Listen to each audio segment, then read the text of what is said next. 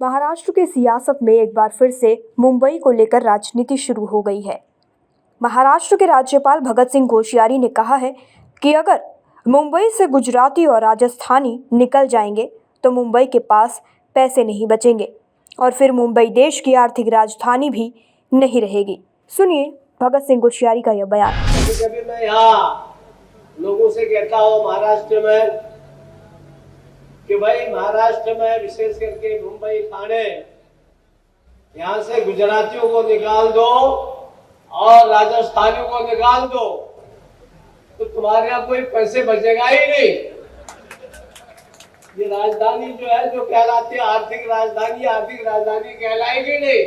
कोश्यारी के बयान पर शिवसेना सांसद संजय राउत ने पलटवार किया है और कहा है कि भगत सिंह कोश्यारी को महाराष्ट्र के इतिहास के बारे में कुछ भी नहीं पता है। सुनिए संजय राउत का यह बयान। जिस तरीके का वक्तव्य दिया है वीडियो वायरल हो रहा है। महाराष्ट्र के राज्यपाल ने जिस प्रकार का वक्तव्य दिया है महाराष्ट्र का अपमान करने वाला वक्तव्य है, निंदनीय वक्तव्य है। महाराष्ट्र की जनता, खास करके मुंबई ठाणे की जनता ये कष्ट करने वाली जनता है। खून पसीना बहाकर इस राज्य को और मुंबई को बनाने वाली जनता है।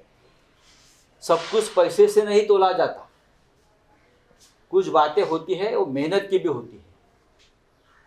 और ये मुंबई जो बनी है तो हमारे 105 लोगों ने जो बलिदान दिया है महाराष्ट्र के, और हज़ारों लोग जो शहीद हो गए, जेल में गए, 5 साल तक आंदोलन चलता रहा उस वक्त 1956 में। उसके बाद ये मुंबई बनी।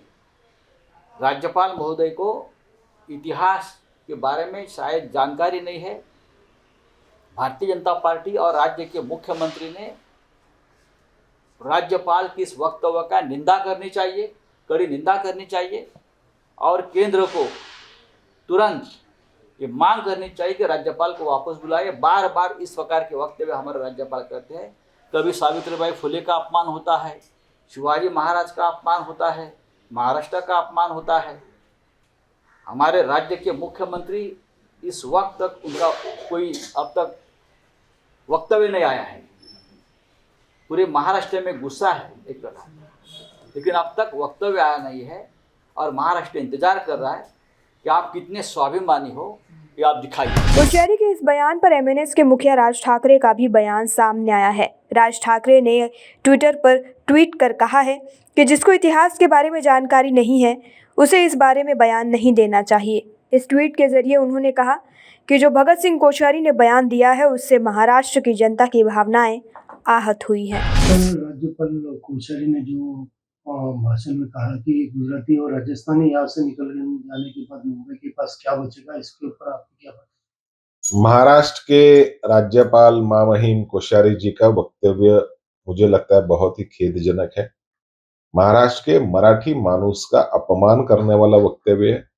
महाराष्ट्र में रहने वाले गुजराती, मारवाड़ी, सिख, जैन सारे समुदाय का बहुत ही आदर सत्कार हमने हमेशा से किया है।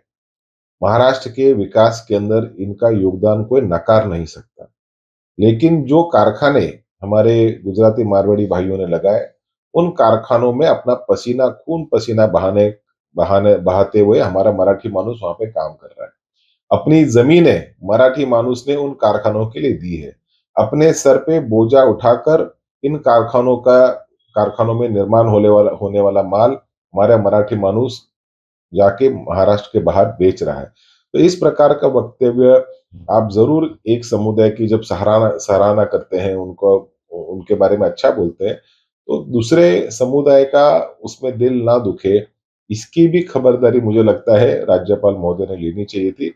उनके वक्तव्य से एक बात स्पष्ट है कि मराठी मानुस का किसी भी प्रकार का योगदान ये मुंबई और ठाणे जिले में नहीं है। शायद इस प्रकार का बयान या ये बात हमारे राज्यपाल कहना चाहते थे। वास्तविक रूप में महाराष्ट्र का राज्यपाल, जिस राज्य में महाराष्ट्र के राज्यपाल ने ये ध्यान रखना चाहिए था कि बहुसंख्य लोग जो महाराष्ट्र में रहते हैं वो मराठी है और इनके संवैधानिक अधिकारों का रक्षण करने की एक नैतिक जवाबदारी, संवैधानिक जवाबदारी राज्यपाल महोदय की थी। दुर्भाग्यपूर्ण आज उनके वक्तव्य से मराठी जगत के लोगों का मन में बहुत बड़ी पीड़ा हुई, दुख हुआ है।